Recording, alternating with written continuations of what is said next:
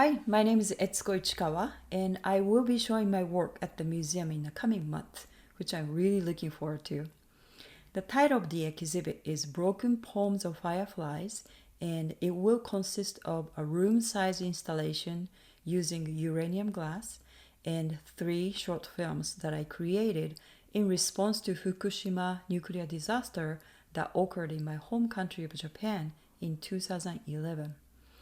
A body of work I'm sharing through this exhibit is a result of marrying my love of glass, which brought me to the US about 27 years ago, and my concerns around nuclear issues, environmental issues, having nuclear plants on the Earth, as well as having nuclear weapons. Today, I'd like to do a show and tell, and I have a small lava looking like black piece on my palm.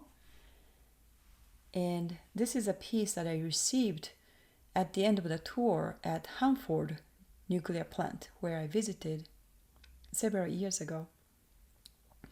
And this is a piece came out of from their vitrification plant where toxic nuclear waste is transformed into glassy substance in order to store the nuclear waste safely as well as in a stable state, because it's considered to be taking over 100,000 years to decay such toxic waste.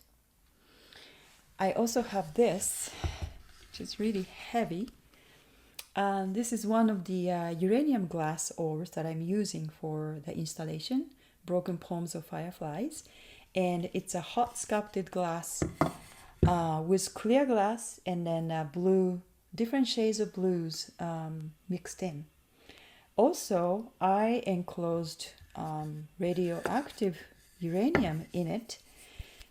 With the ultraviolet light, you will see this glowing green streaks of flow, which is uranium.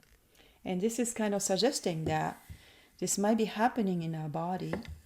Our body is made up of water, maybe our earth, atmosphere, ocean. So I really looking forward to meeting many of you at the museum, and we can talk about the project more, and I can tell you more about the stories behind.